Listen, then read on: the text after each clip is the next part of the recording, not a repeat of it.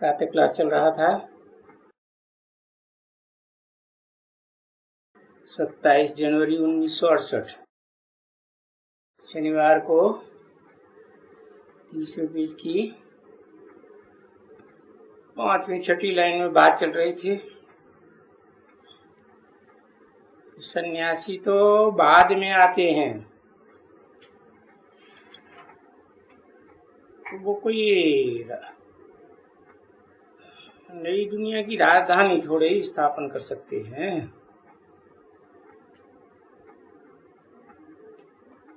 तो राजधानी स्थापन करने के लिए तो सबसे अंत में आते हैं बाप,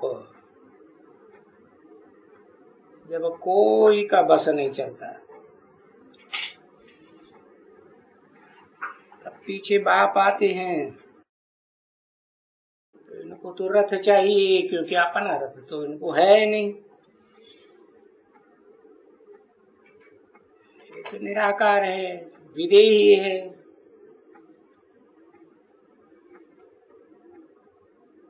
तो पुरुषोत्तम संगम युग में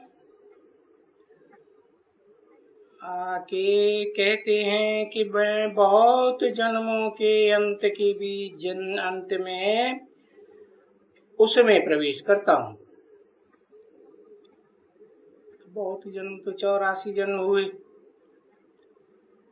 उनका अंत वानप्रस्थ स्टेज अवस्था।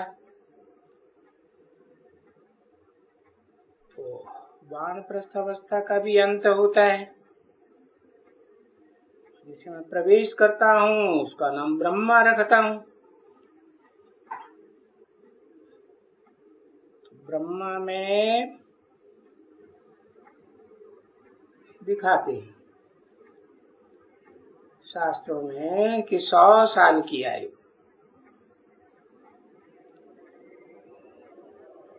तो अंत हुआ ना, तो उस अंत में मैं प्रवेश करता हूँ। और क्या करता हूँ? 1 सेकंड में राजधानी स्थापन होती है। जैसे 1 सेकंड में जीवन मुक्ति गाई हुई है।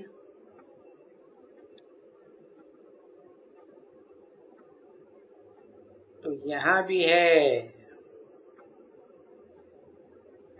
इसमें भी देखो सारा राज इसमें है। तो एक में ही राज लगा हुआ है बिल्कुल। और वो देखो योग में बैठा हुआ है।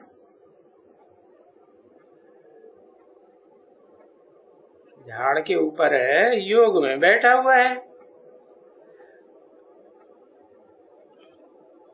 बाकी जो बैठा हुआ दिखाया है शंकर, उसकी तो बात ही अलग है बिल्कुल। शास्त्रों में तो उसे दिखाया नाग बलाओं वाला और बैल पर सवारी।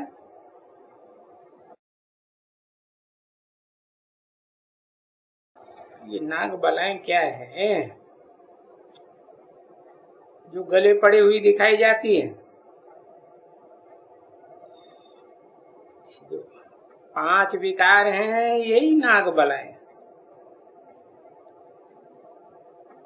और फिर दिखाते हैं कि बैल पर सवारी किया।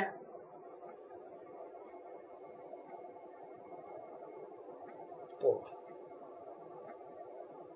बैल तो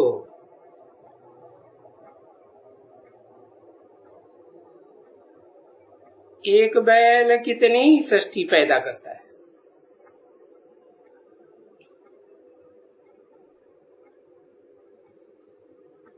तो सृष्टि का उत्पन्न करने वाला बैल को प्रतीक दिखाते हैं।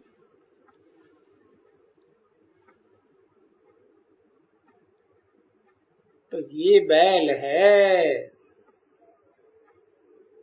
तो कांग्रेसियों ने तो 2 बैल दिखाई दिए। तो जरूर एक दाईं ओर का एक बाईं ओर का होगा। परंतु वो समझा तो नहीं सकते हैं। भाई कभी ऐसी बातें समझाना, ये तो बाप का ही काम है, समझे ना। और यहाँ ही विनाश होने का है।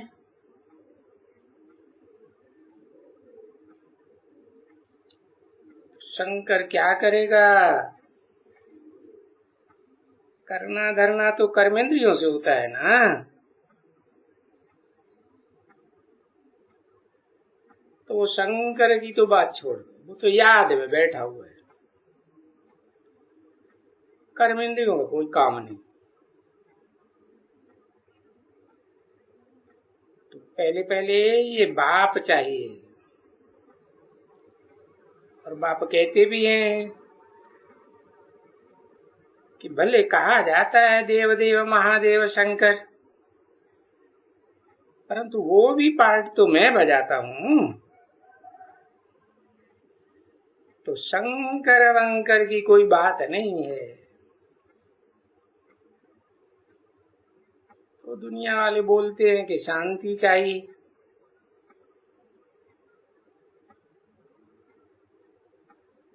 अरे इस सारे भारत में जाओ,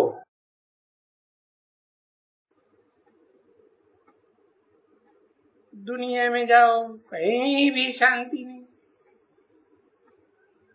और विश्व में शांति चाहिए।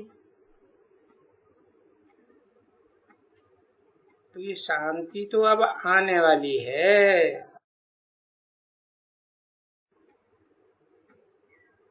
तो देखो, इनके भी आत्माओं की बुद्धि में शांति तो चाहिए ना। तो शांति के लिए तुम बच्चों को आकर पढ़ाते हैं कि तुम आत्मा हो, तुम आत्मा शांत स्वरूप हो।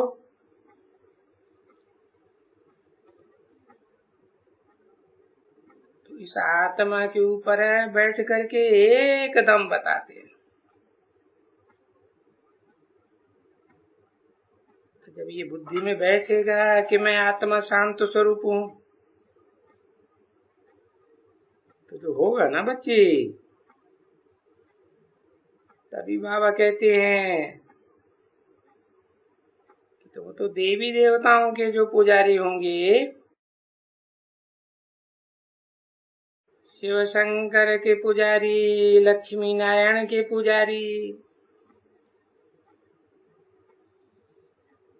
कलाबद्ध कृष्ण के पुजारी,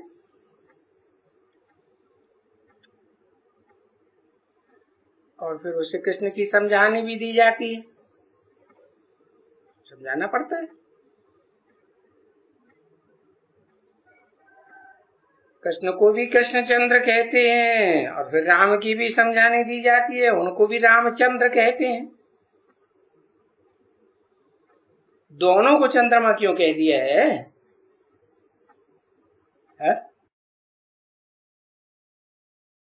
कारण इसलिए कह दिया है कि चंद्रमा में अपनी रोशनी नहीं होती है। और चाहे वो 16 कलाबद्ध कृष्ण की आत्मा हो, और चाहे वो कलातीत बनने वाला है, जो शास्त्रों में नाम दिया विवस्वत, में सूर्य को आके ज्ञान देता हूं, नाम देता हूं सूर्य। तो ज्ञान की रोशनी देता हूं, तो उसमें अपना ज्ञान था क्या? था? नहीं था। तो विवस्वत कहो, राम कहो, बात एक ही है। तो वो राम वाली आत्मा भी तो लेने वाली हुई ना ज्ञान की रोशनी, कि देने वाली? पहले लेती है फिर भले देती है। तो जिसमें अपनी रोशनी नहीं है, लेती है, तो सूर्य से चंद्रमा रोशनी लेता है। तो कलाबद्ध कृष्ण की आत्मा हो, या कलातीत राम की आत्मा हो, दोनों ही आत्मा है। चाहे संगम की कृष्ण कहो, चाहे सत्य की कृष्ण कहो, चंद्रमा के रूप में तो दोनों को टाइटल मिलता है। तो जो इनको राम और कृष्ण को मानने वाले होंगे तो वो थोड़ा जल्दी समझेंगे, उनकी बुद्धि में जल्दी बैठेगा। बाकी जो नेचर को मानने वाले हैं या फलाने को मानने वाले, ये साइंस को मानने वाले, साइंसदान को मानने वाले, दूरछाई वगैरह, तो इतना उनकी बुद्धि में नहीं बैठता है, बैठेगा ही नहीं। और फिर जो दूसरे दूसरे धर्म वाले हैं वो भी नहीं। हाँ, जो हिंदू धर्म वाले अपन को कहलाते हैं और हिंदू से दूसरे दूसरे धर्मों में कन्वर्ट हो गए। हाँ। और जो आज तो साइंस से सभी प्रभावित हैं, तो कन्वर्ट होकर के वो पूजा वूजा नहीं करते। हाँ। तो दूसरे धर्मों में वो पीछे आएंगे। ऐसे नहीं कि नई दुनिया में वो तुम्हारी तरह पहले आ जाएंगे। हाँ, इस ज्ञान में भी वो आस्ते आस्ते करके पीछे आवेंगे। जैसे वहां कन्वर्ट हुए थे दूसरे धर्मों में, वैसे यहां कन्वर्ट हो जाएंगे। उनकी क्या फिक्रा।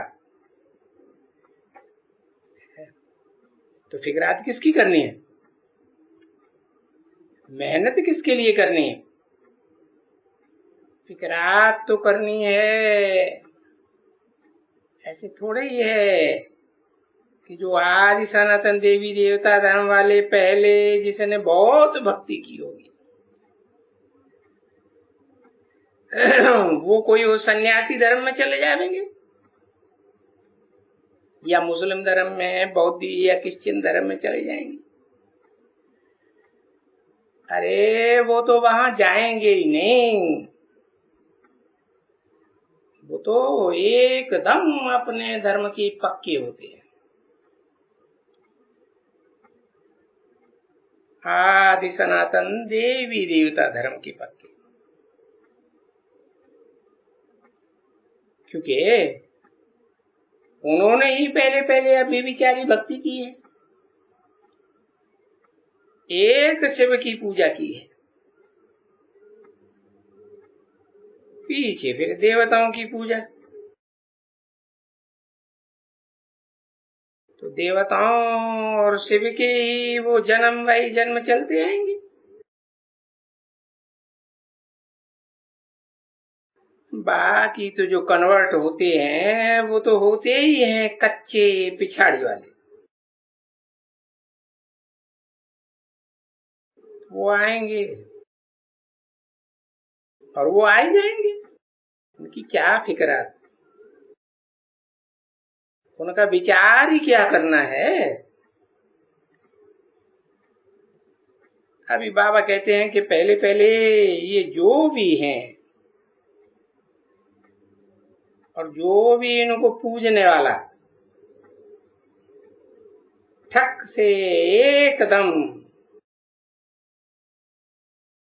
तो उनको समझाओ।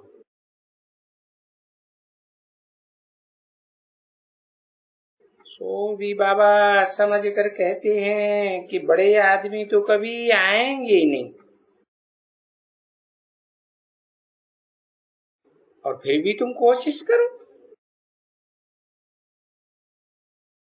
क्योंकि ये बिड़ला तो बहुत मंदिर बनाते हैं।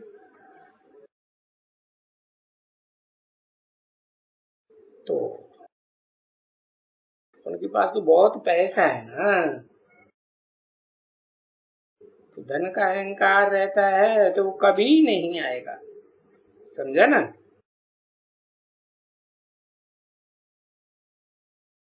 क्यों? क्योंकि उनकी बुद्धि में तो मूर्ति भरी पड़ी है। मूर्ति जड़ है या चैतन्य है? जड़ मूर्ति भरी पड़ी है, वही बनाते रहते हैं, तो उनको कहाँ फुर्सत है। और फिर बहुत धनवान है, तो मूर्तिकारों से मूर्तियां बनवाते रहते हैं। तो बाबा तो कहते हैं मैं तो गरीब निवाज हूं, है। धनवान को तो हमको कोई ऊंच बनाना ही नहीं है, क्योंकि वो तो इतना धन, उसका नशा उनको बड़ा भारी लगा हुआ है। तो वो चैतन्य मूर्तियों की बात तो उनकी बुद्धि में बैठेगी नहीं। और फिर ये ज्ञान सुनने का उनको फुर्सत कहाँ है, उनका धंधा धोरी कितना फैला रहता है? और फिर उस धंधे धोरी को संभालने में उनकी बुद्धि कितनी दौड़ती है। हाँ, कहाँ दौड़ती है। कितने कितने कारखाने होंगे, कितना फलाना ढिकाना। तो तुम उनके सामने कुछ भी ज्ञान की बात करो, है, वो नहीं सुनेंगे, एक खक्कर भी नहीं सुनेंगे।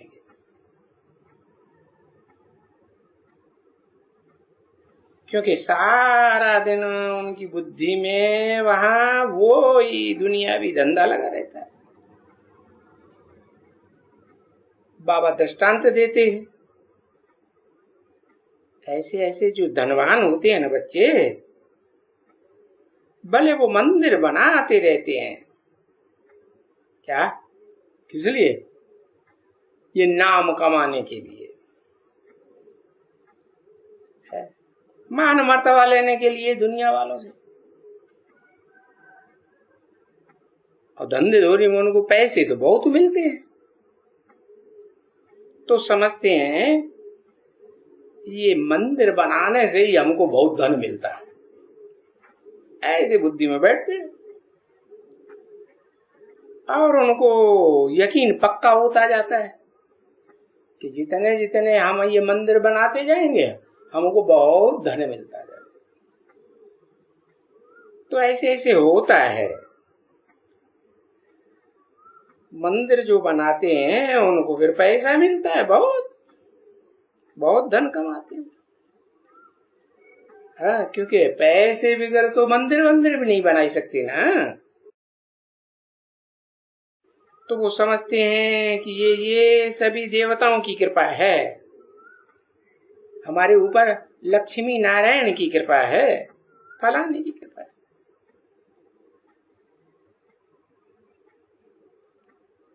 और जो हनुमान वाले थोड़े होंगे वो थोड़े ही समझेंगे। मंदिर बनाने वाले कोई बैठ करके ये समझेगा नहीं,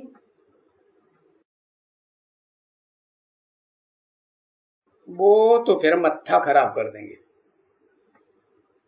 कौन? है? जो लाल कपड़े पहनने वाले होते हैं ना, है? हनुमान के पुजारी, बजरंग दल, हाँ, तो वो तो तुम्हारा मत्था ही खराब करेगा। तो वो उनको फिर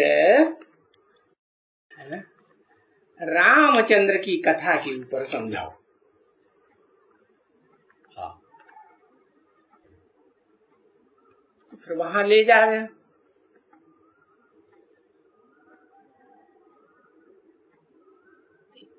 27 जनवरी 1968 की प्रातः क्लास का चौथा पेज। तो ये सहज है बिल्कुल ही, जो भी अभी आए उसमें तो पहले पहले ये है, कि वर्ल्ड में शांति चाहिए, है ना। तो एक इसके ऊपर लिख दे एकदम, ये विश्व में शांति का राज्य। भाई फलानी तारीख से फलानी तारीख तक, संवत 1 से 2500 वर्ष तक, ये शांति का राज्य है ना। तो ये दिखलाएंगे कौन? चंद्रवंशी दिखलाएंगे, इस्लाम, बौद्धी, क्रिश्चियन दिखलाएंगे, कौन दिखलाएंगे? ये 2500 साल का राज्य। अरे तुम बच्चे तो जानते हो कि सूर्यवंशी ही दिखलाएंगे। तो ठीक है, वो उनकी एब्सोल्यूट शांति है। और फिर द्वापर, वो त्रेता युग आता है, उसमें 2 कला कम। तो पकड़ते हैं यहां इनको।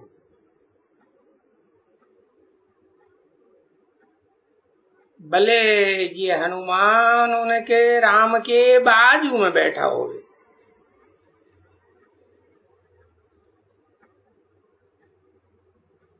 क्योंकि चंद्रवंशी घराना है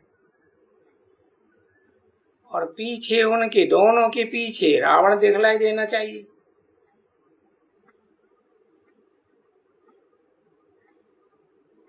तो ये 2 चित्र। पहले शिव बाबा, वो शिव बाबा तो है ही भले, अब कृष्ण का भी इतना दिखाने की दरकार नहीं है, क्योंकि कृष्ण का तो इनमें आ ही जाता है।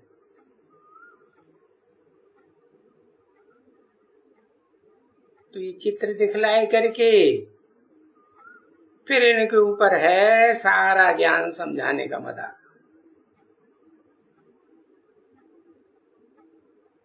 और इनमें है ही शांति, और उनकी शांति तो मूल वतन में है। जिस मूल वतन में हम आत्माएं रहते हैं, शांति तो है वहां। वो लोग को ये तो मालूम नहीं है कि विश्व में शांति कब थी। अब देखो, पूरे विश्व में वो अगर शांति ढूंढेंगे तो कहां ढूंढेंगे, समझे ना। ना आत्माओं के घर को जानते हैं, तो फिर जब जानते ही नहीं तो घर को याद भी नहीं करेंगे।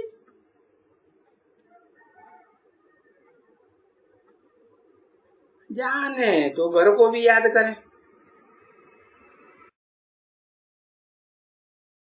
तो बरोबर हम आत्माएं सब शांति धाम की वासी हैं, वहां जाते हैं।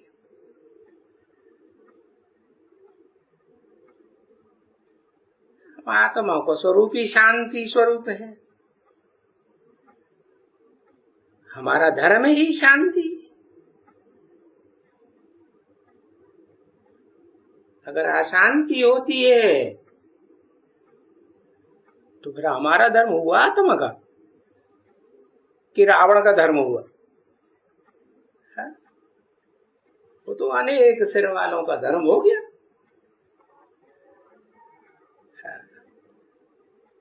तो वहां तो फिर इस विश्व में शांति होती है, जो शांति अभी यहां इस विश्व में नहीं ठहरी, ये फिर उस विश्व में है। तो अभी इस दुनिया में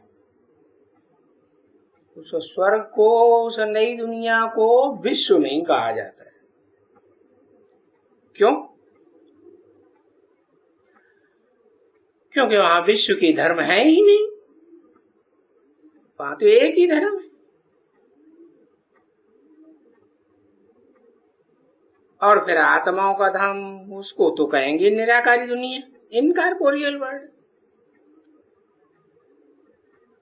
तो उसको तो विश्व कहेंगे ही नहीं ना। तो विश्व फिर भी यहां इस पुरानी दुनिया में कहा जाता है। तो यहां चिल्लाते हैं विश्व में शांति, विश्व में शांति। अरे भाई, विश्व में शांति तो नई दुनिया में होगी ना। और नई दुनिया के मालिक तो ये बैठे हैं, है? और ये तो नई दुनिया से लेकर के पुरानी दुनिया के अंत तक ऑलराउंड पार्ट बजाते चले आते हैं ना।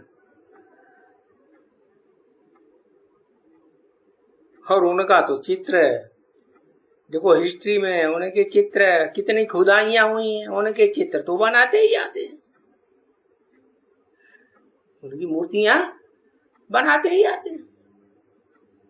जो भी खुदाइयां हुई हैं, सबसे जास्ती मूर्तियां किसकी मिली है?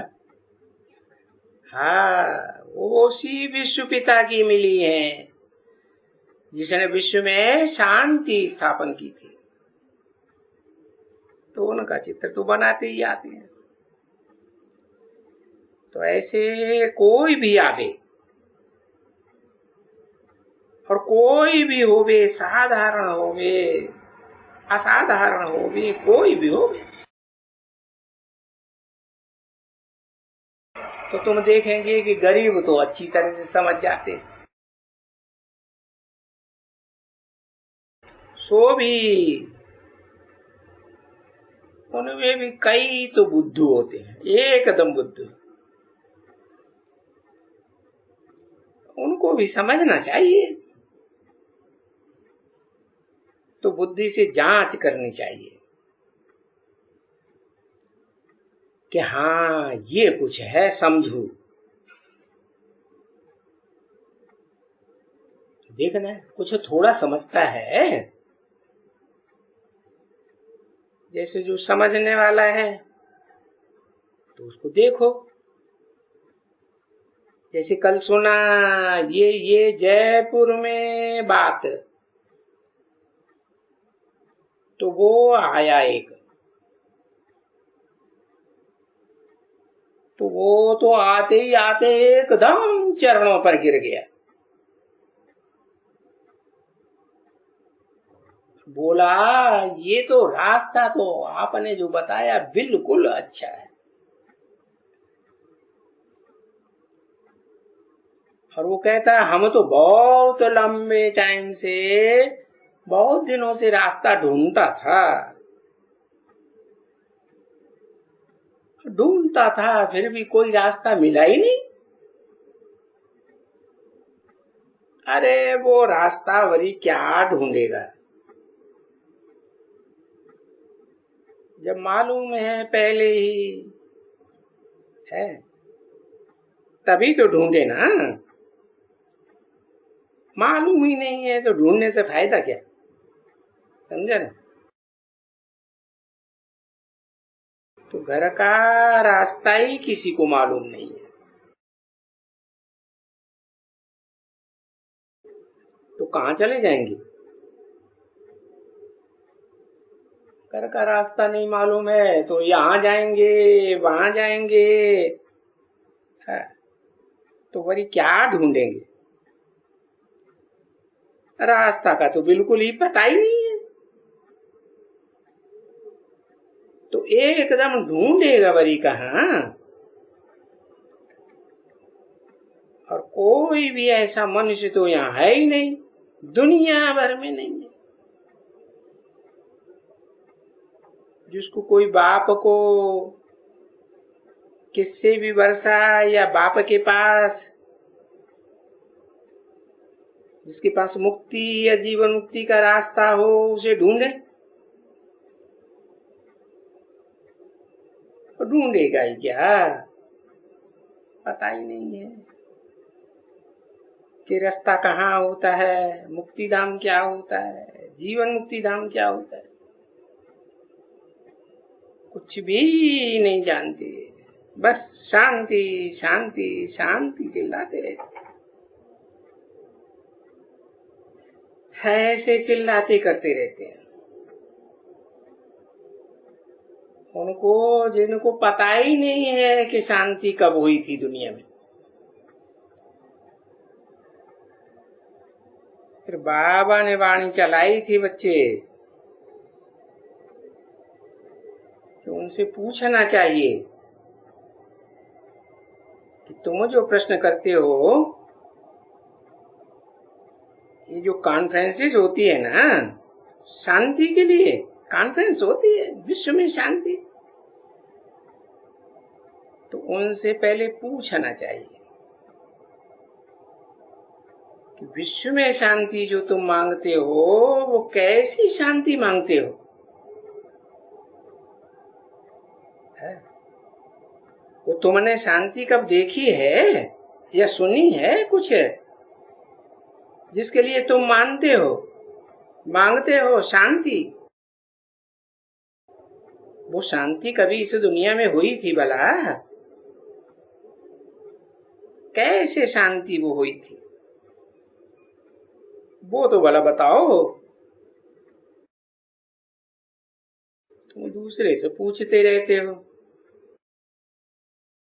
तो भला दूसरा कोई क्या बतावेगा? जैसे तुम हो वैसे सभी हैं। हाँ, तुम उनसे कहोगे कि बताओ विश्व में शांति कैसे होगी, तो कुछ उल्टा सुल्टा वो भी बता देंगे। और क्या करेंगे?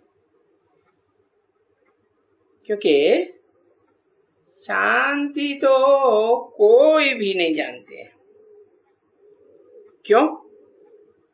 क्योंकि अपन को देह समझते हैं, आत्मा तो अपन को कोई समझते ही नहीं। तो किसको भी जब तुम जानते ही नहीं हो तो दूसरा बड़ा कोई कैसे जानता होगा? अब तुम जाओ, बड़े के बड़े जो मान्यता प्राप्त है प्रेसिडेंट है उससे जाकर पूछो, अरे भाई शांति विश्व में कैसे हो?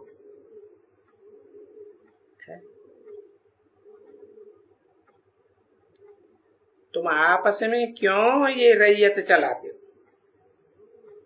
ऊंचे थे ऊंचा तुम्हारा प्रेसिडेंट है, अकलमंद समझते हो प्रेसिडेंट है, और उसको तुम छांट करके बुलाते हो ना। है? कोई अकलमंद बहुत रानी कोई हो उससे पूछो, विक्टोरिया आई मीन उनसे कोई आकर के पूछे, महारानी विक्टोरिया से पूछे। अच्छा, कोई अमेरिका के जॉनसन से पूछो। अरे भाई ये बड़े बड़े आदमियों को ढूंढो तो सही, जिनको छांट करके ऊंची गद्दी पर बैठाते हैं। तो यहां इस दुनिया में कोई जानते हैं क्या? नाम है किसका? और तुम तो देखो ढिंडोरा पिटवाते रहते, वो कॉन्फ्रेंस करते रहते हैं, कॉन्फ्रेंस करते रहते हैं, जवाब फिर भी कहां से नहीं मिलता, फैसला कुछ भी नहीं होता। तो तुम तो बच्ची बहुत अच्छी हो, बोलो कि वो विश्व में कहा शांति कैसे होगी, है कैसे स्थापन हो रही है विश्व में शांति, वो हम बताते हैं। 27 जनवरी 1968 की प्रातः क्लास का 5वां दिन। तो ये विश्व में शांति जिसके लिए तुम खुद कहते हो, क्रिश्चियन लोग कहते हैं ना 3000 बिफोर क्राइस्ट पैराडाइज था, तो फिर पैराडाइज में तो शांति ही होगी ना। और पैराडाइज में भी अगर अशांति हो तो फिर इस हेल में बड़ी क्या होगा, है? वहां तो फिर और ही अशांति ही अशांति। तो उसी तो हेवन कहते हैं। और उस हेवन में भी अशांति हो तो फिर बताओ फिर शांति कहाँ होगी। ओम शांति।